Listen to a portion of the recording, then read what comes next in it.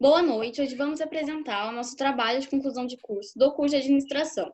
O nosso trabalho teve como principal objetivo trazer melhorias para a empresa através da contratação de um gestor financeiro. O grupo é composto por mim, Maria Eduarda. Por mim, Ana Beatriz. Por mim, Suzane. A administração. Segundo Kevenato, em 1997, página 10, a administração é a aplicação de técnicas com o intuito de estabelecer metas e operacionalizar seu alcance pelos colaboradores participantes das organizações, a fim de que se obtenha resultados que satisfaçam as necessidades dos clientes, assim como as suas próprias. Contudo, a administração é o processo de dirigir ações que utilizam recursos para atingir certos objetivos. Embora seja super importante em qualquer escala de aplicação de recurso, a principal razão mesmo para o estudo da administração é o seu impacto sobre o desempenho das organizações. É a forma como são administradas que torna as organizações mais capazes de utilizar corretamente seus recursos, assim atingindo os objetivos corretos.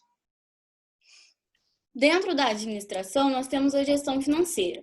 Segundo Asaf Neto, em 2008, página 34, a partir dos anos 20 do século XX, as finanças das empresas foram motivadas a evoluir de maneira a atender à crescente complexidade assumida pelos negócios e operações de mercado.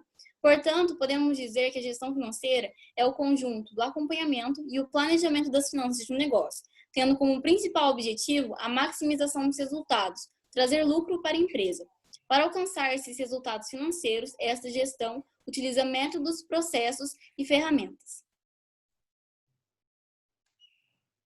A empresa escolhida para o trabalho de conclusão de curso é uma empresa atacadista situada na rua Dr. José Moraes Antunes da Silva, no bairro Parque do Sol, em Guaratinguetá.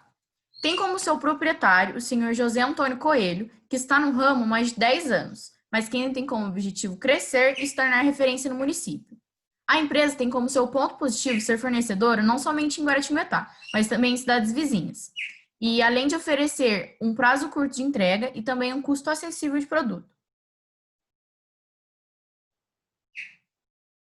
O senhor José Antônio deu início aos seus negócios no ano de 2005, nas feiras de Guaratinguetá, fornecendo frutas, legumes e cereais. Após 3 anos, abriu então um pequeno box na Companhia de Entreposto e Armazém Gerais de São Paulo, conhecido como CEAGESP, localizado no bairro Vila Bela, em Guaratinguetá. Foi conquistando, então, um número grande de clientes e trabalhando com bons fornecedores. A partir desse crescimento, optou, então, por um local maior e que pudesse satisfazer as necessidades de cada um, entregando na porta de sua casa ou de seu pequeno negócio. A empresa tem como principal problema a ausência de uma gestão financeira.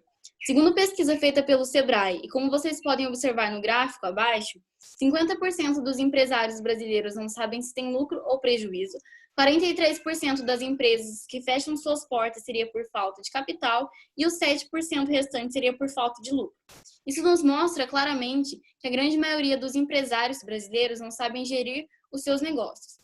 O proprietário da empresa escolhida não realiza fluxo de caixa e, como consequência disso, não consegue ter controle sobre o seu capital, que por vezes vai se esvaindo cada vez mais e nem sequer identificar a pequena parcela de lucro que ele obtém. De maneira geral, se uma empresa tenta sobreviver sem a gestão financeira, ela não durará muito tempo no mercado, visto que a ausência dessa gestão pode ocasionar problemas gravíssimos para o proprietário, como, por exemplo, multas fiscais por erros na hora do lançamento das notas fiscais e o endividamento, que é a causa mais comum das falências das empresas. Segundo pesquisa feita pelo Serasa Experian, em março de 2018, foi constatado que 25% do total das empresas existentes no Brasil estão em situação de endividamento, e este é um número que chama muita atenção. Ocorre a precificação incorreta. Precificar é a forma de pensar e agir na definição dos preços de produtos e serviços, levando em consideração a estratégia da organização, o crescimento e os futuros investimentos que a empresa deseja. Falhar na precificação de produtos ou tratá-la com descaso significa perder desempenho e todo o dinheiro investido no negócio. Bom, vale ressaltar que o proprietário não realiza nenhuma estratégia de precificação. Ele se baseia no valor do seu concorrente e tenta vender a um valor menor, com o pensamento de que quanto menor o seu preço for, mais clientes ele terá. Então, quais são as consequências da má precificação? Bom, ela não valoriza o produto no mercado, porque uma das formas que o produto é valorizado no mercado é através do valor com que ele é observado pelo consumidor. E definir um preço muito abaixo prejudica seriamente a visão do cliente em relação ao produto. Também atrapalha o desenvolvimento das tarefas operacionais, porque com precificação até errada, não é considerado o valor dos custos operacionais. E além de ser justo, o preço ele deve possibilitar que a empresa ela tenha lucro, porque essa é a razão dele existir. Também gera prejuízo na hora de pagar os impostos, porque como todo produto ou serviço possui imposto embutido, deve-se levar em consideração que o preço cobrado pelo produto, ele deve considerar sim o imposto presente. Bom, a inadimplência. Podemos notar no slide uma tabela referente ao número de inadimplente de junho de 2019, maio de 2019 e junho de 2018, desculpa. Essa tabela ela é do Serasa Experian. Então, forma de pagamento. A empresa ela ainda costuma aceitar cheque como forma de pagamento, o que muitas vezes, por ser valor muito alto, acaba sendo devolvido por não conter fundo. E dessa forma, a empresa ela acaba sofrendo prejuízo. E sem receita, sem expansão. Como um problema acarreta o outro, a falta de capital por conta de inadimplente e também por falta do controle financeiro impossibilita a ideia de expansão do proprietário. Ou seja, quanto maior o número de devedor, será menor o número de receita e maior da despesa. E é importante ressaltar que sem lucro, a empresa ela não cresce. E o que isso gera à empresa? A inadimplência ela gera dificuldade na previsão das receitas. E essa certeza faz com que a empresa não tenha a segurança necessária para realizar novos investimentos, prejudicando assim possíveis novas iniciativas do negócio. O fluxo de caixa. Porque a empresa ainda não utiliza o fluxo de caixa.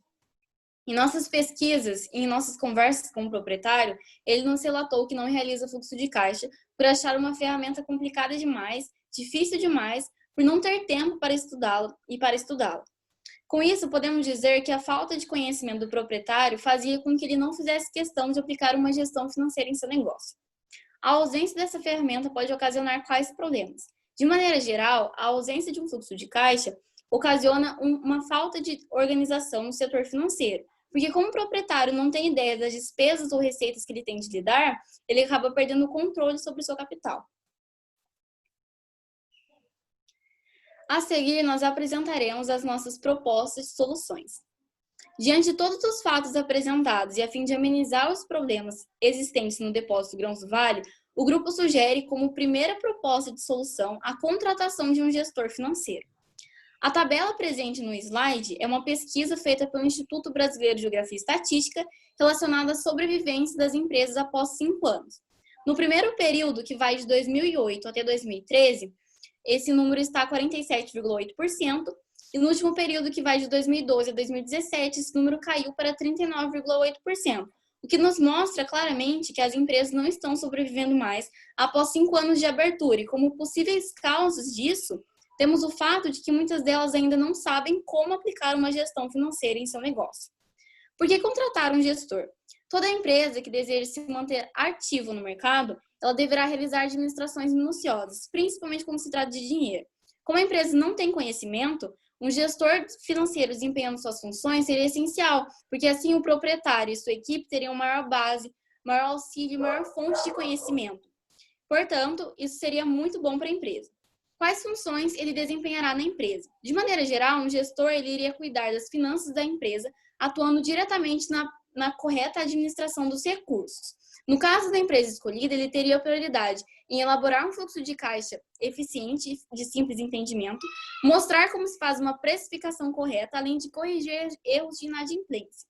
É importante também que o gestor ele tenha uma linguagem simples, que ele não use termos técnicos demais ou complicados demais, porque isso pode fazer com que o proprietário e sua equipe não entendam ou ainda percam o interesse em aprender. Quais seriam os resultados esperados para a empresa? Com a contratação de um gestor, espera-se que o proprietário consiga gerir cada vez melhor o seu negócio, aproximando-se cada vez mais do seu objetivo de tornar-se referência na região.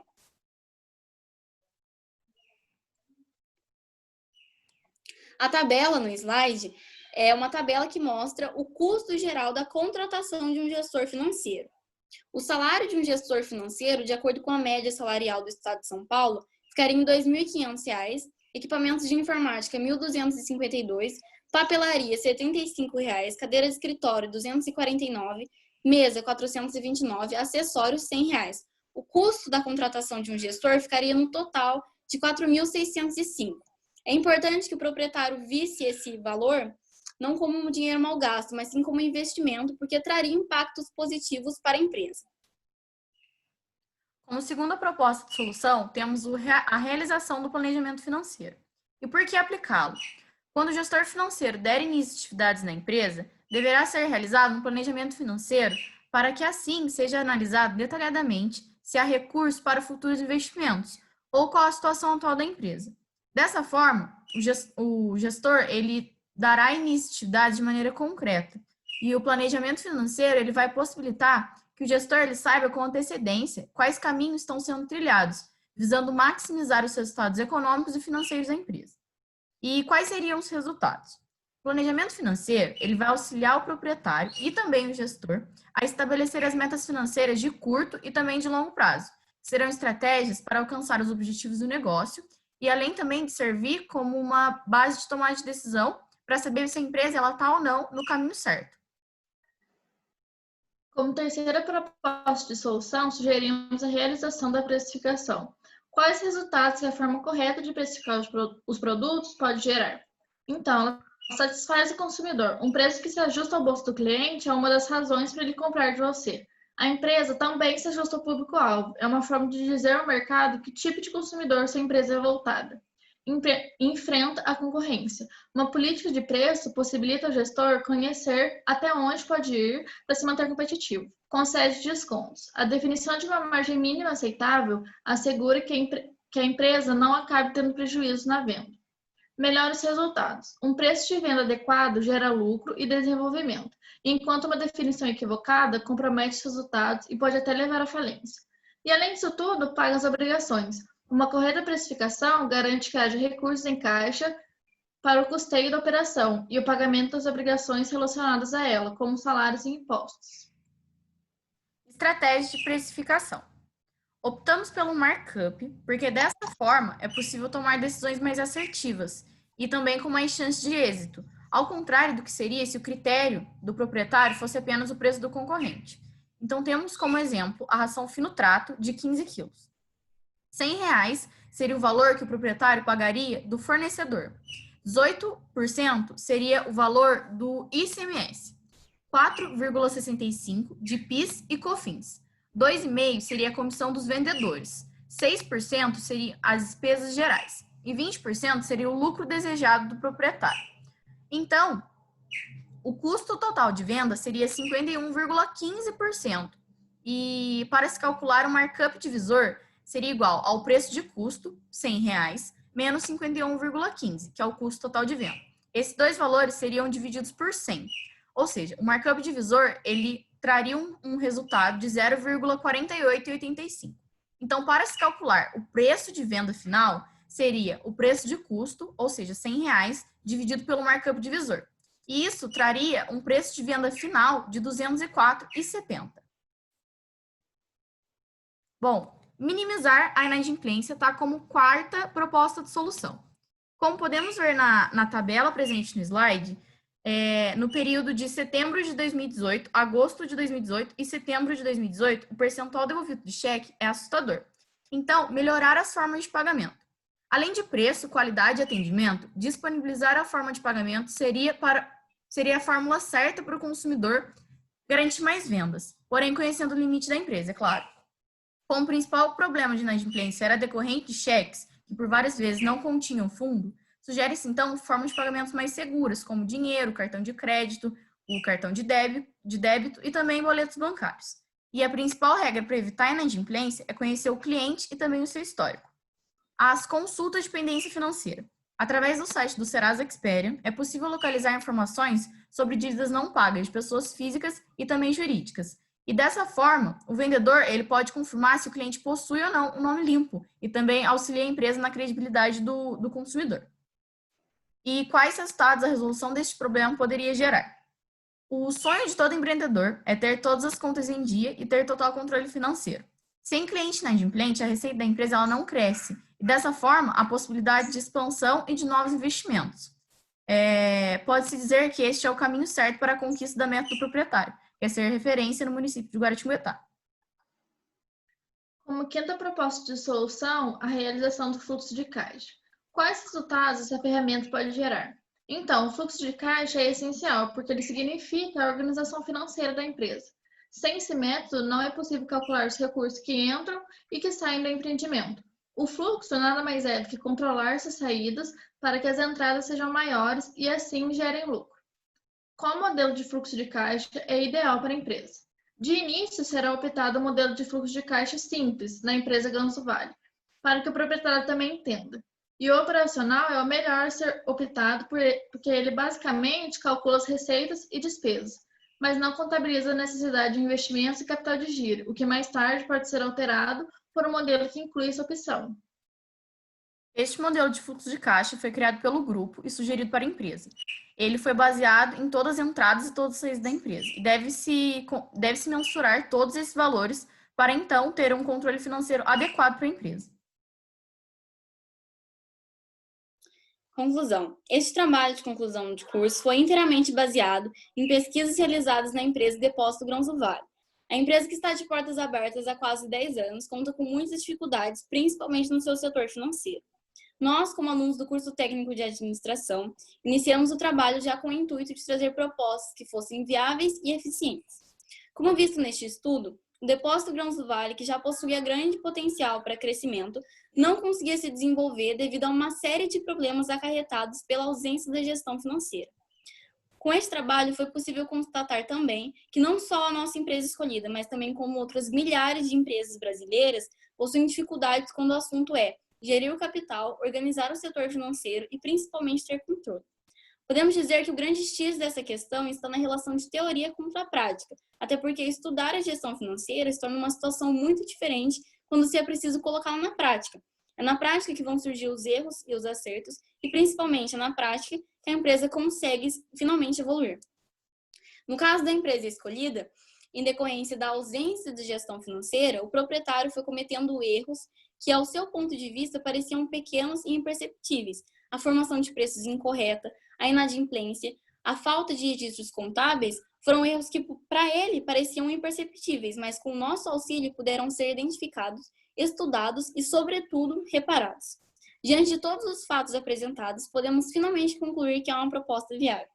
A contratação de um gestor financeiro vai viabilizar o crescimento e o fortalecimento do Depósito Grãos do Vale, colocando ele mais próximo do seu objetivo principal, tornar-se referência na região. Peter Drucker, considerado o pai da administração e um autor muito renomado, certa vez citou que tudo que pode ser medido pode ser melhorado.